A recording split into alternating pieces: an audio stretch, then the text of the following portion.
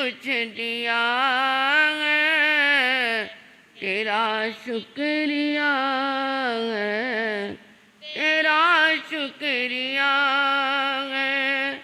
लिया कुछ नहीं बस दिया ही दिया है, लिया कुछ नहीं बस दिया ही दिया है, तेरा शुक्रिया है, तेरा शुक्रिया है। जा में नहीं कोई तुम संग दो, जा दिल में बसा कर करूं तेरी पूजा, दिल में बसा कर करूं तेरी पूजा।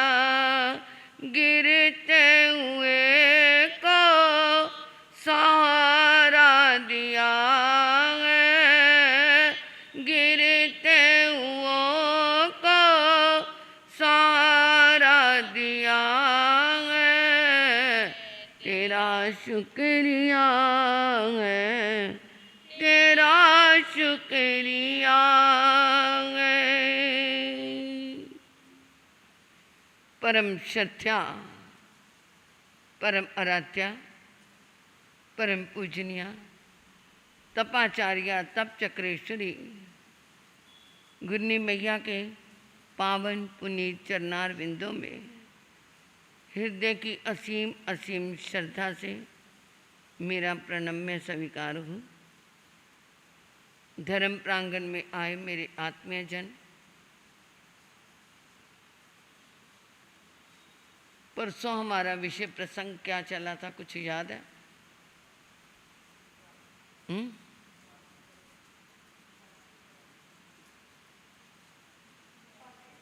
हाँ, निकाचित कर्म। धन्यवाद आपका, याद रखा आपने, नहीं तो सुबह के खाया शाम को भी याद नहीं रहता। मेरे ख्याल भाइयों को नहीं याद था। निदित कर्म समय समय पे बंधते हैं और समय समय पर भोगे जाते हैं, परंतु निकाचित कर्म रेशम की गांठ पड़ जाए, खुलनी असंभव, और उसके ऊपर मोम पिघला करके लगा दी जाए तो वो गांठ खुलती नहीं। काट के दो टुकड़े कर सकते हैं, तोड़ सकते हैं, परंतु वो गांठ नहीं खुलेगी। इसी तरह ही जो निकाचित कर्म है वो एक बार बंध गया तो वो भोगना ही पड़ेगा। कैसे? आपके मन में आया आज हलवा खाना है, हलवा खाना है,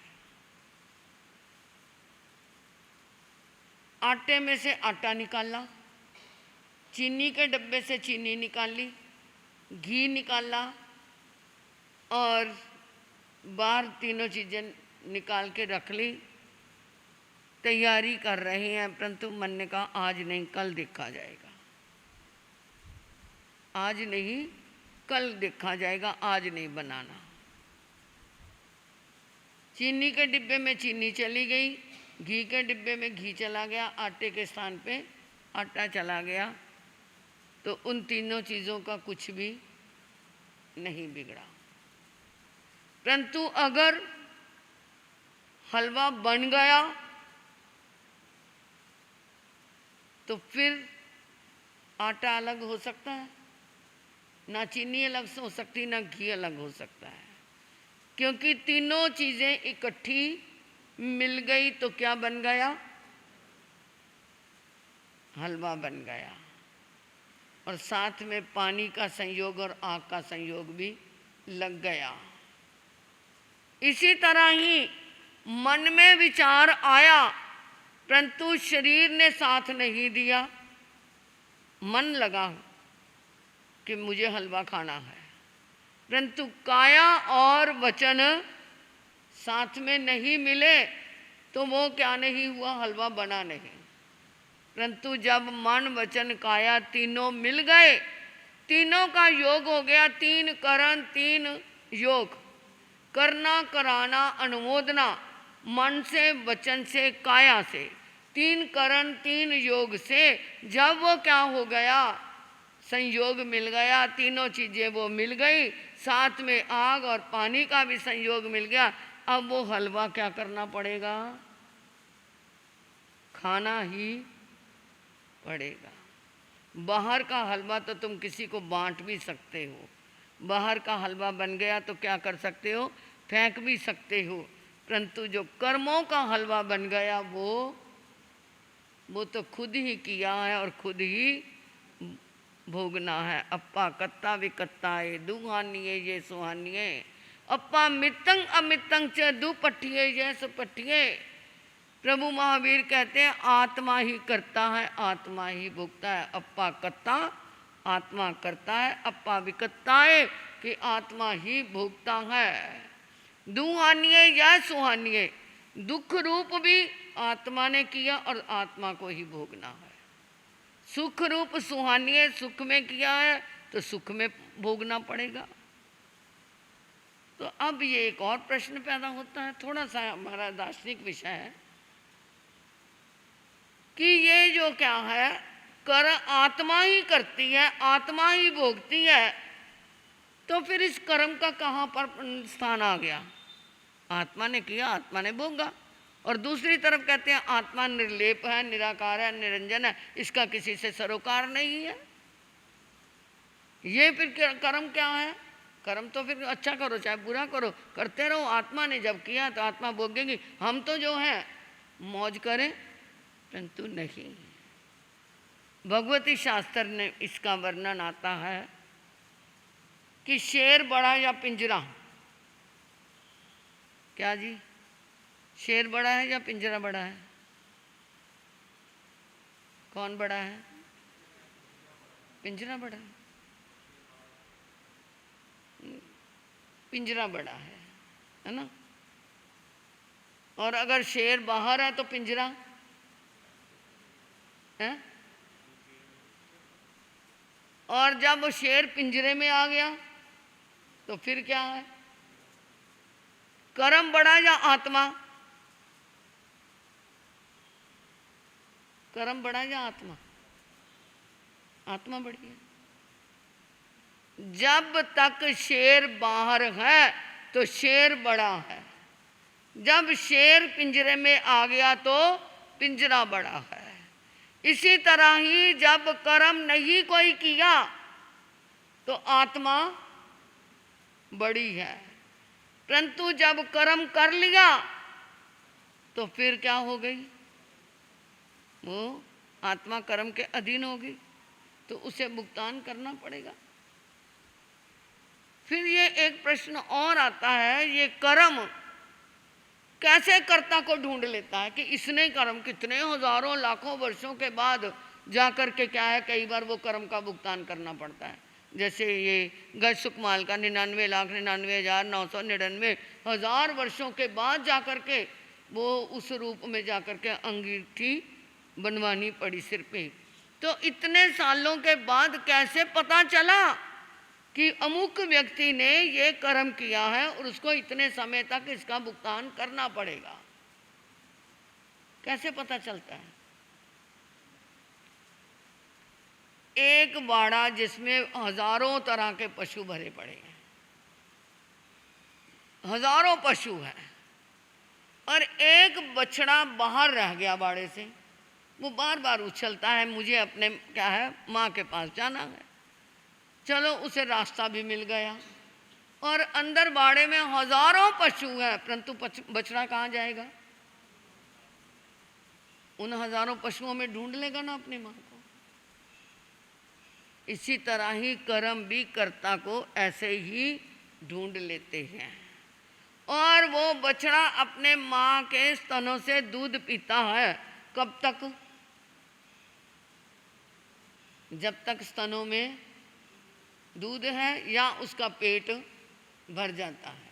और जो ही पेट भरा या स्तनों में दूध खत्म हुआ, बछड़ा क्या है, छलांगे मारता होगा, कूदता फांदता कहीं भी भाग जाता है। इसी तरह ही जब क्या है, कर्म ने देखा मेरा भुगतान हो गया, तो वो छोड़ के कर्ता को चला जाता है। ये भगवती शास्त्र के अंदर इसका वर्णन आता है। तो जो निकाचित कर्म है उनका भुगतान तो करना ही पड़ेगा, परंतु ये कर्म वैसे भी कैसे बनते हैं।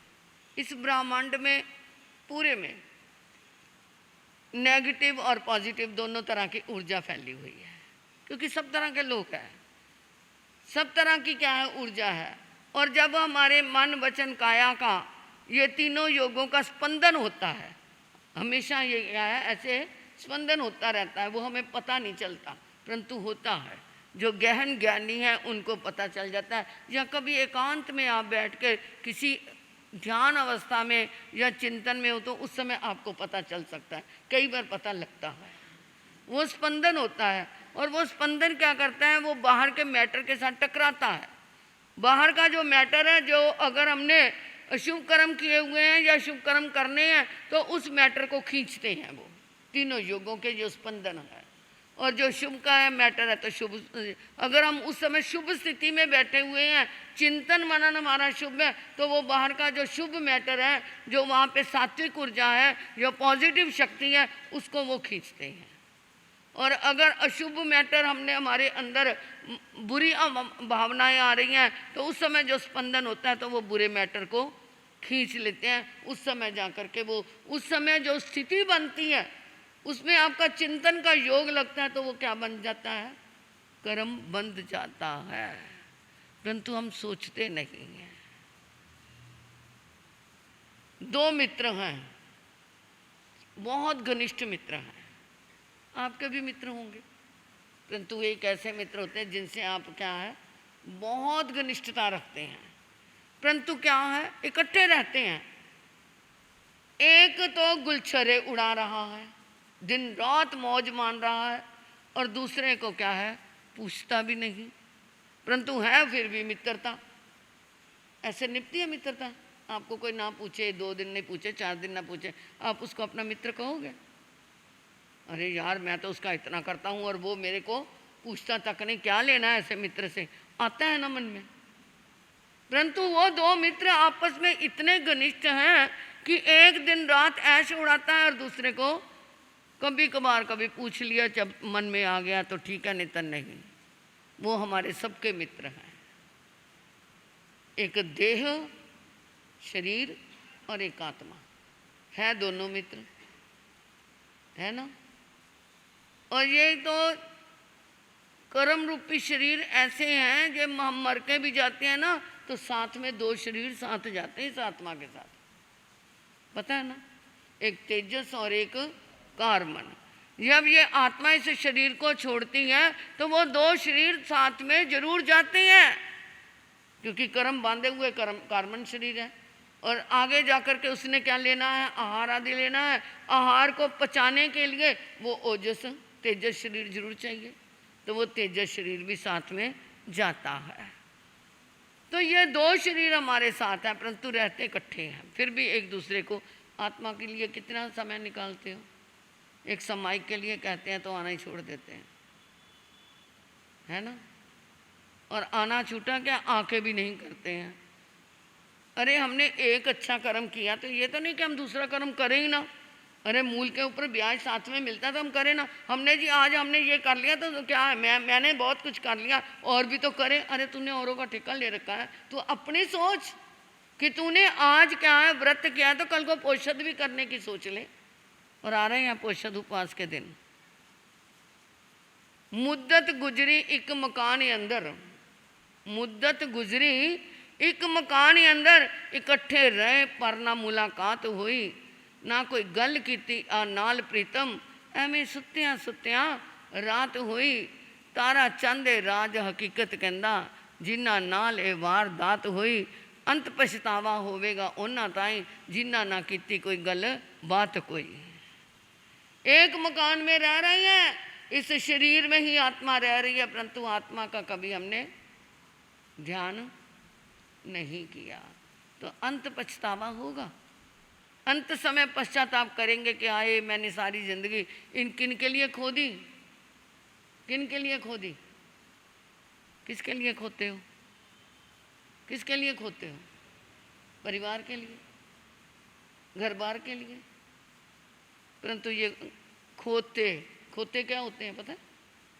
खोता किसको कहते हैं, है? खोत्या वे खोत्या आवे कोल खलोत्या। खोता गधे को कहते हैं। खोत्या वे खोत्या आवे कोल खलोत्या। आवा मतलब जहाँ पे वो बर्तन पकाते हैं, वो जहाँ पे भट्टी बना करके मतलब उसमें भट्टी में बर्तन डालते हैं पकाते हैं ना, उसको आवा बोलते हैं पंजाबी में। खोत्या वे खोत्या आवे कोल खलोत्या। आवा नहीं सुकना तो तेरा काम नहीं हो मुकना। गिल्ली लेके आना है तो सुक्की लेके जाना है। पहले गिल्ली मिट्टी ढो रहा था, अब सूखे बर्तन करके ढो रहा है। तो ये क्या है? हमारी ज़िंदगी क्या बनी हुई है, क्या बनी हुई है? मैं नहीं कहती, आप ही सोच लो क्या है ज़िंदगी। हमने कभी भी अपने उस आत्म प्रीतम के साथ बात नहीं करी। कर लेते तो जीवन का सुधार हो जाता। तो कर्मों की बात चल रही थी कि ये क्या है, कर्म जो हमने किए हैं उनका भुगतान करना पड़ेगा ही। महावीर प्रभु के कानों में किले क्यों ठोके गए? क्या उस ग्वाले का दिमाग खराब था, एकदम आके ठोक दिए जी, किसी और के ना ठोके? आप कहोगे वो उसकी गौओं का उसने पता नहीं, ध्यान नहीं दिया, उसको वह जवाब नहीं दिया इसलिए ठोक दिए। नहीं, निमित्त पिछले थे। त्रिपिष्ठ कुमार के भाव में आपने सुना था कि वो क्या है, वीणा वादक के ऊपर जो वो बजा रहा था, ढोलक आदि बजा रहा था, उसको रस आ गया और उसने देखा नहीं राजा सो गया है, और उसने वो क्या जोर से थाप लगाई, राजा की नींद खुल गई। अरे क्या हुआ? तुझे कहा था जब मैं सो जाऊं तो ये बंद कर देना, गायन बंद कर देना। महाराज मुझे भी रस आ गया था। अरे कानों के रसियाँ आ, तुझे बताता हूँ, तूने मेरी नींद खराब कर दी। गरम गरम पिघला हुआ शीशा उसके कानों में, और वो तड़प तड़प के मर गया। वो किया हुआ कानों में शीशा डाला हुआ, वह महावीर के भाव में आकर के कानों में किले ठुकवाने पड़े। परंतु महावीर तो ज्ञानी थे, उनको तब पता था कि ये मेरे कर्मों का क्या हो रहा है, भुगतान हो रहा है। और आज हमारे ऊपर कोई कष्ट आता है तो हमें पता नहीं है कि किस कर्म का भुगतान है। परंतु अगर समता से मेरे किए का ही होगा ना, मैंने कुछ किया होगा तभी मुझे मिला है ना ये, अगर समभाव से क्या है ये कर्म का भुगतान कर ले तो वो कर्म क्या हो जाएगा, कट जाएगा। अगर हम उस समभाव से नहीं करते और उस व्यक्ति के ऊपर गुस्सा करते हैं, इसने मेरे साथ ऐसा किया, इसने मेरे साथ ऐसा किया, मैं भी इसके साथ बदला लूँगा, तो वो कर्मों का बंध और नया बंद हो जाता है। इसलिए ये निकाचित कर्म करते हुए थोड़ा सोचना। आगे थोड़ा सा इसका प्रसंग आगे आएगा कि क्या क्या कैसे निकाचित बंधन भोगे बगैर क्यों नहीं छूटता, ये आप सुनेंगे क्योंकि समय हो गया है। हाँ, छोटी साध्वी नव दीक्षित हमारी साध्वी अदिति जिसका नाम अरहती है, उसकी लोच हो रही है। आप देखेंगे, देखी कभी लोच? आप ऊपर जाना, ऊपर ही कर रही है ना, ऊपर लोच हो रही है, आप जाकर के लोच देख सकते हैं। और एक पचखान, चाहे एक दिन के लिए हरी सब्जी का त्याग करना, चाहे एक बीघी का त्याग करना, आज का दिन गुस्सा नहीं करूँगा, एक काशना कर देना, कभी कोई एक अमील कर देना, मतलब पचखान आज लेकर के अमील काशना जब तुम्हारी सुविधा हो तब कर सकते हो, जितनी जितनी जिसमें सामर्थ्य है। कोई फूल गोभी का त्याग कर दे, हमारे तो लगभग जितने लोचें दिखाते हैं नहीं तो लोग फूल गोभी का ही त्याग कर देते हैं। मतलब अपनी अपनी धारणा से, कोई प्रेशर नहीं है आपके ऊपर, कोई कंपल्शन नहीं है। ये लोच कराना भी आसान नहीं, छोटी छोटी उम्र में, और बाल भी क्या होते हैं, ज़्यादा होते हैं। छोटी उम्र में बालों की जड़ें भी मजबूत होती हैं और बाल भी ज़्यादा होते हैं, तो इसलिए वो लोच कराना भारी तो पड़ता ही है, ये करवाने वाले को पता हो। जब मैं अपनी आलोचना सब कहती, पहली बार जब मैंने लोच कराई ना तो बहुत वेदना हुई थी। मैं कहती थी गुन्ना जो ये अभी हमारे साक्षी महाराज जी का खन्ना में चतुर्मास है वो बैरागन थी, मैं कहा गुन्ना संतोष को घर भेज दो, लोच कराना बहुत मुश्किल है, यहाँ तक मैं कहती थी। और दूसरी लोच जब कराई तो मैंने सिर भी नहीं हिलाया। पहली लोच की मैं जब भी होता है यह आलोचना करती हूँ कि उस समय बहुत लगता था, परंतु अब तो पता ही नहीं लगता लोच क्या है। 1 साल में 2-2 लोचें भी हमने करवाई है। अब तो बाल नहीं इतने आते हैं पहले, और ये बाल भी मेरे क्यों नहीं आए, मेरे से बड़े हैं बीना महाराज जी हमारे, उनके इतने बाल हैं। मेरे गुरु जी मेरे को कहते थे आए तो कैसे लोच कराएगी, सिर पे हाथ फेरते, बहुत लंबे बाल थे। मैं कहा गुन्ना आपकी कृपा होगी। उन्होंने सिर पे हाथ फेरते फेरते मेरे बाल ही कम आने शुरू हो गए। ये सब उन्हीं की कृपा है।